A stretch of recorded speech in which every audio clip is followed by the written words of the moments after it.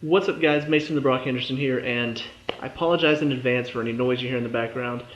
That is supposed to be our whisper quiet dishwasher going on. Not quiet at all, but anyway, this is obviously, as the title says, going to be about Klinsmann sacking. I felt like I should talk about it because I talked about Mourinho sacking for Chelsea. It's on the way to the World Cup 2018, so it is a part of it. So yeah, let's talk about it.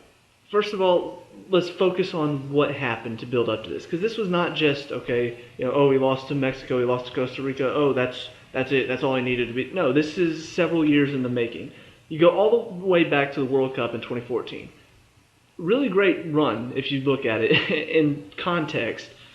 We made it out of the group of death with Germany and Portugal in it. I mean that's a feat to make it out of that group.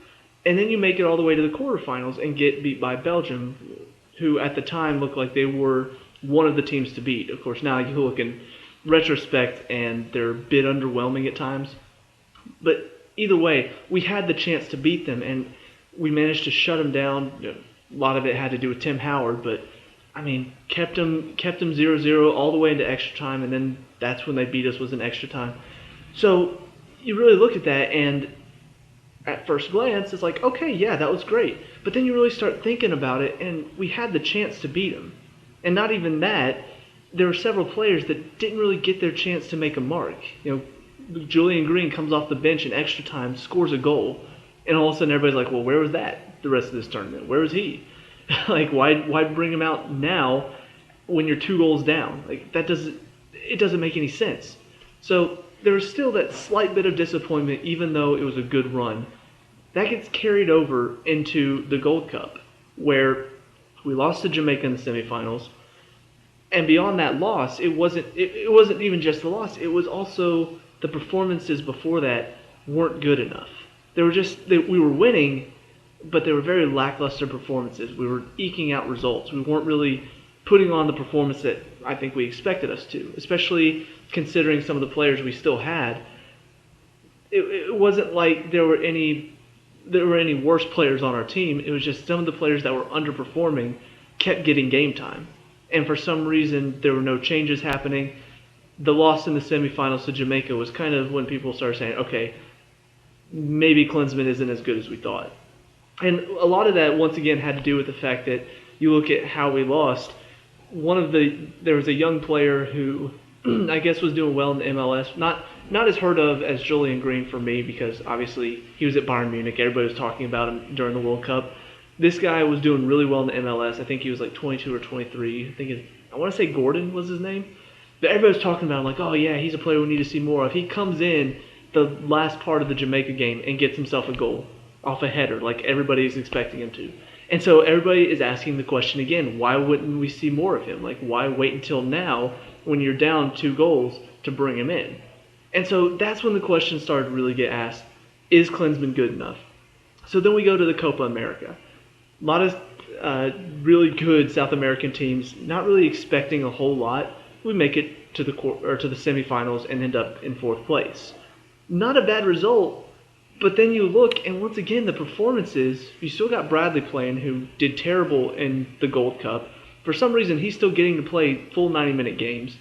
We're not seeing enough of the youth that looks like they're doing well. I mean, Christian Pulisic, at the time, was getting a lot of hype and wasn't getting that much time on the field. He got brought in like halfway through the second half in the first game against Colombia, and then started the next game, did well, and then didn't start the next game after that. And so it wasn't enough of the players we wanted to see more of, and too much of the players we didn't want to see.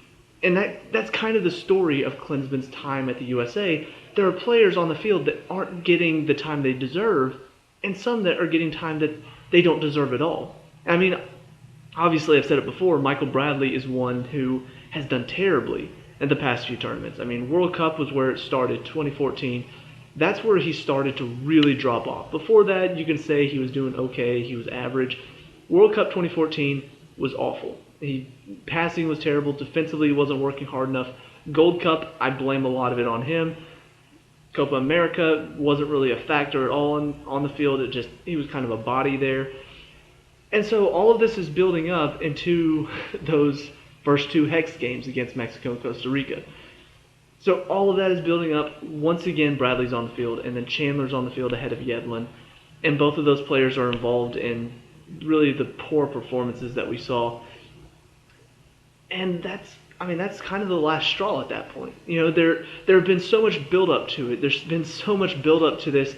Is Klinsmann the right man for the job? Is he smart enough to get them through this? Is he smart enough to change certain things? Well, he did change certain things, but he didn't do it in the right way. Going to a 3-5-2 is not a bad idea, but you look at some of the players in those positions, Bradley's not good enough to be one of those two midfielders in front of the defense. Chandler's not good enough to be a wingback. You look at those decisions, you're like, what is he thinking? That's not good enough. We're not going to win a game like that, especially against a team like Mexico who have the quality to put us to the sword because our right back isn't getting back enough. One of our midfielders isn't good enough defensively to hold that line in front of the defense.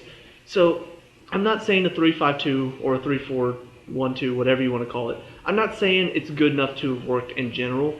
I'm just saying you look at the players on the field, and two of them in particular make that formation a lot weaker. And I think you change those two players around. You put Jones a bit more as the holding midfielder in front of the defenders, and maybe have Pulisic and Kleshchin as the two above him. You put Yedlin as that wingback because, his pace makes up for most of the issues that he has. You got Yedlin and Johnson on the wingback roles. You got those three defenders aside from maybe get Cameron back there whenever he's fit. That's a good lineup. And I feel like that would be a lot more successful than having Chandler and Bradley in. So you just look at all of that in general, you could see the problems are there. So I think it's been a long time coming. I think the fact that it happened today, especially after some of his comments in the weekend about the people who are criticizing me, they just don't understand, they don't get the game. You could see the writing was on the wall. He was very stuck up, very arrogant of himself. So you could definitely see it was coming. I could see it was coming. I think a lot of the talk was it's happening soon because it wasn't good enough. So now looking forward, that obviously was a big boost to me. I'm like, thank you, finally they see it. But then unfortunately, all the talk now is apparently we're going to go like for like. You take out one arrogant prick and put in another arrogant prick. Bruce Arena. Say what you will about him. Say, he's doing great at LA, blah, blah, blah. He's great in the MLS. He's the same type of personality that Klinsmann is. So even if he is a better manager overall, I think part of Klinsmann's problem is he's very stubborn because he's full of himself. He looks at everything he does and he sees he's doing the right thing. And I think the comments in the weekend kind of proved that. Him saying the people who criticize don't understand, that kind of proves that he thinks he knows what he's doing and everybody else needs to step off and let him do his thing. So I think that kind of proves he's a very arrogant person, very stubborn in his ways. Bruce Arena is the same exact person. Have you seen an interview with him? I've seen several. He's annoying to listen to. He's very, very full of himself. If issues start to happen with the team, he's going to blame the team. It's not him. It's not what he's doing. It's not his formation. It's got to be the players that he's picking. So I don't know. I feel like that it's not confirmed yet. It's not for sure. But a lot of the talk seems to be he's the one that the U.S. is looking to next. I don't see that being a good move. I don't see it may. The fact it's kind of like with Hiddink last year for Chelsea. I know I'm comparing it a lot, but Hiddink coming in wasn't necessarily what caused Chelsea to turn it around. It was more that Mourinho left. That was the big boost for them because a lot of those players who felt wronged by him, who felt like he was really being a bully at times, they felt like now I can play for this team because he's not in charge.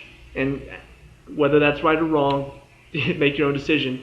But I feel like some of these U.S. players, now that Klinsmann is out, I feel like some of them may step up their game a little bit. I don't think Bradley's one that's going to step up his game. I think he's done and dusted. But I think that in itself, the change itself, Klinsmann out, will help the U.S. Arena coming in, I don't know if that's going to help us that much. It may just be a short-term thing. It may be, okay, while we're looking for somebody else, he steps in, takes the reins for the next few games. I don't know. But you really look at the difference. I mean, the difference in managing a club and managing the national team, really big difference. You don't see the players at all at the national level, except whenever they have to come in for that 1 week during the international break. So it's a lot different. You get to choose your players, which is one thing.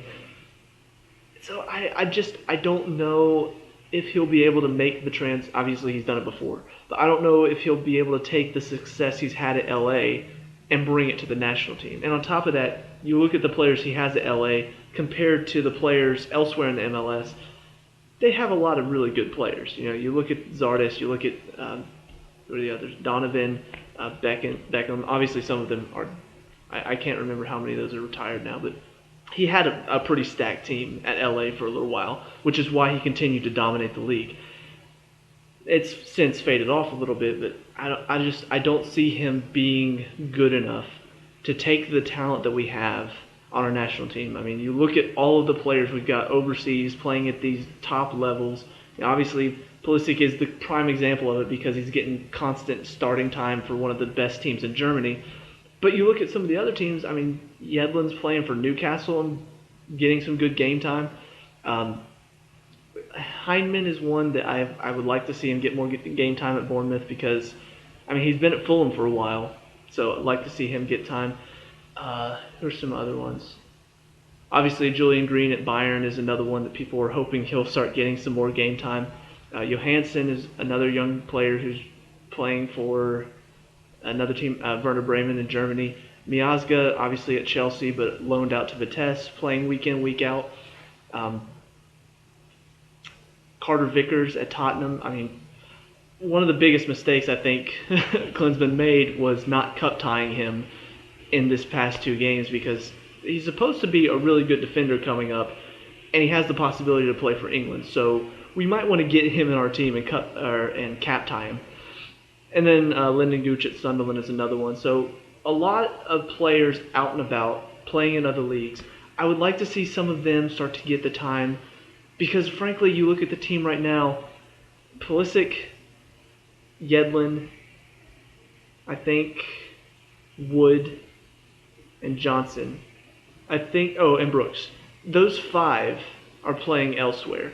I think the rest of them are still in the MLS. So you really want to get a good, diverse squad in. I mean, one of the biggest problems England has right now is that they're picking all these players that all play in England, and that's it. None of these English players are going elsewhere and playing in other leagues, so they don't really have a diversity of talent. They just have a ton of English players, and that's it. So one of the things the U.S. has going for it now, it's got players playing in Germany, it's got players playing in England, it's got players playing in other areas. I'm sure I don't know exactly where everybody's playing, but you have a good diversity of leagues and of talent coming in. You need to utilize that, and Klinsmann hasn't been doing that well enough. So we'll see what's going to happen. We'll see who's going to come in. I'll probably talk about it whenever somebody does get hired as a coach and see what's going to happen. If it is Arena, I've already had my say on him, so I probably won't do a review for that. If it's somebody else, though, I'll talk about it and say what I think. It may be somebody I don't even know, so we'll see what happens. But hopefully going forward, things can start to look up for the U.S. I'm obviously not really expecting a World Cup victory, but I would like to see us really put on a good show, come out top of our group even after these 2 losses. That would be astounding to do. And then put on a good show in the World Cup. Make it farther than we ever have before. Make it to the semifinals for the first time since there were only 6 teams in the World Cup. So we'll see what happens. Let me know what you guys think down in the comment section below.